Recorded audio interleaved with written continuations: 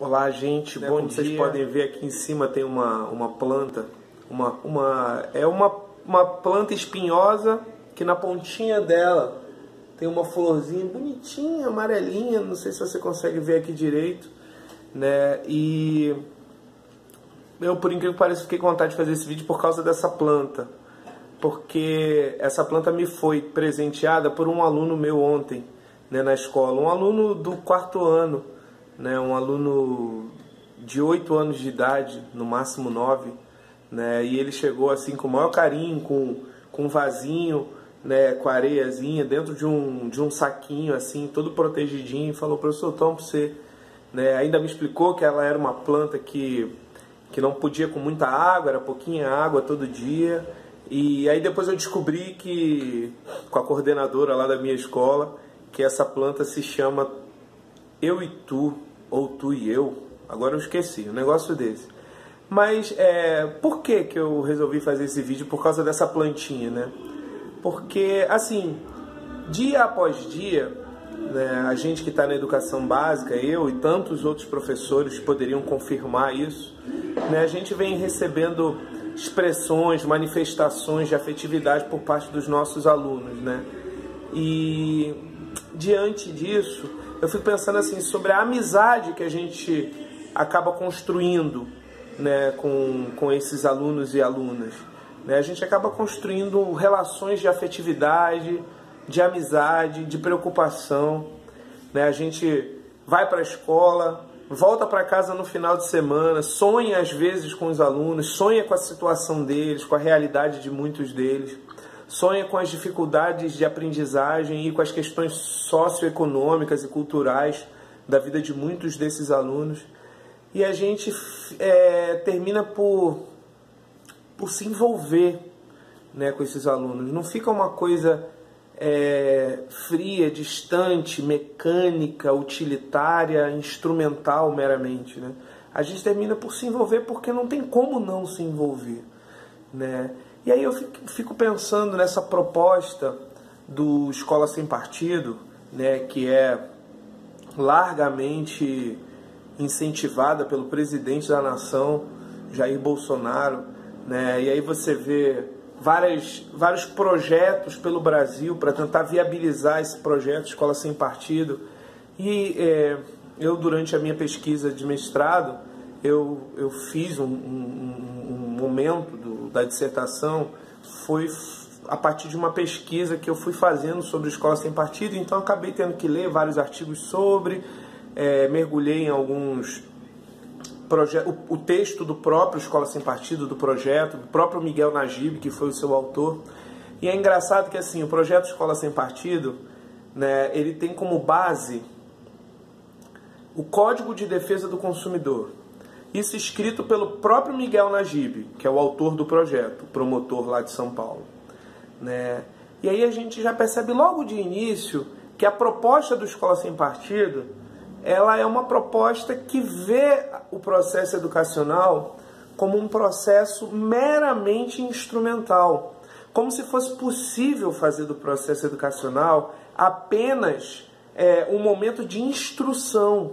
Ou seja, o Escola Sem Partido, ele é nada mais, nada menos que uma redução da educação. Paulo Freire, um deles, mas vários outros autores ao longo do tempo, né, teorizaram sobre a ideia de fazer do processo educacional mais do que apenas um mero processo de instrução, mais do que um mero momento de passagem automática de conteúdos mecanicamente, como se esses conteúdos não tivessem implicações com a vida real, com a vida cotidiana dessas crianças, com a vida cotidiana, e como se os professores fossem máquinas que não se envolvessem com a situação dura de muitas dessas crianças, que não fizessem amizade, que não aprendessem com esses alunos, né? E aí dentro do programa do Escola Sem Partido, né, há um incentivo por parte do programa Escola Sem Partido de que os alunos e os pais dos alunos rompam essa coisa da amizade com o professor e se tornem delatores, né? Por isso que você vê essas aberrações aí de deputados, políticos incentivando que se filme o professor doutrinador, né, e tal, dentro da sua escola e tal, esquecendo que há muito mais né, do que a mera instrução. Claro, o professor, como diria o próprio Paulo Freire, o professor e a professora precisam ser muito competentes no seu trabalho, precisam saber muito dos seus conteúdos de português, de história, de geografia, né, de ciências, de biologia, de química, de física, de filosofia, de sociologia.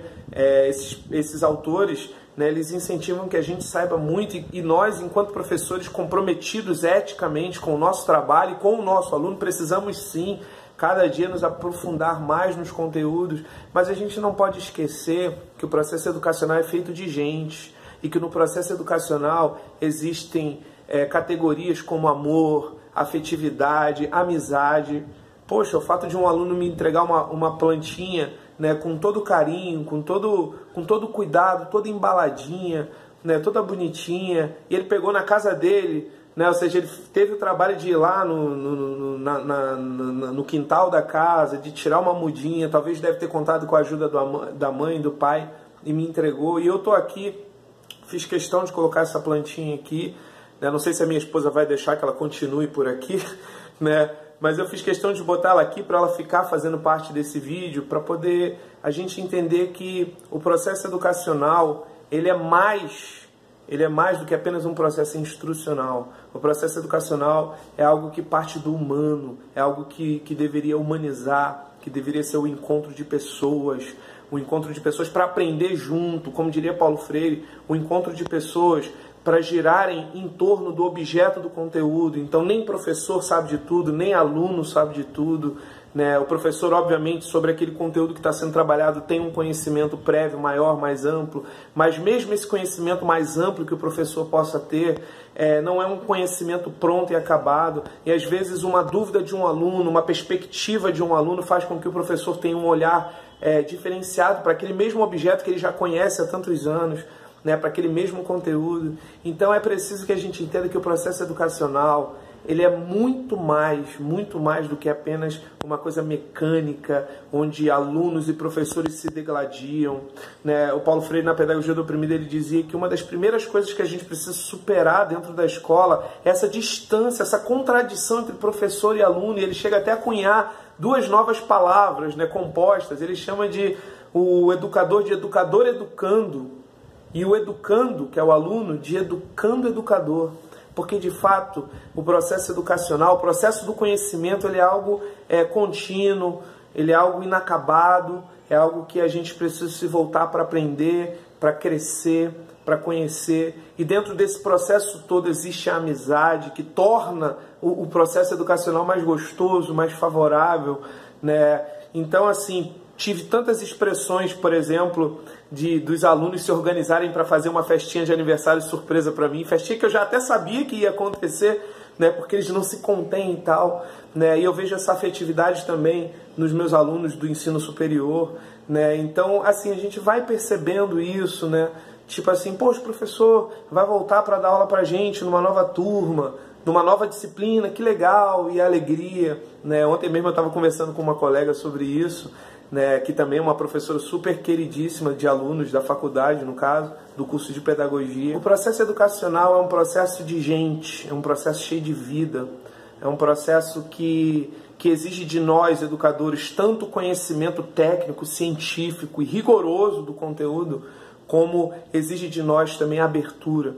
Tem uma passagenzinha no livro do Paulo Freire, Pedagogia da Autonomia, que ele diz assim: é preciso que o professor esteja sensível para o comportamento do Pedrinho.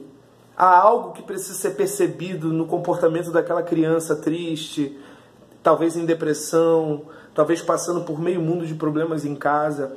Então é preciso que o processo educacional seja feito de ciência e de sensibilidade, de rigor e de amor e de afetividade.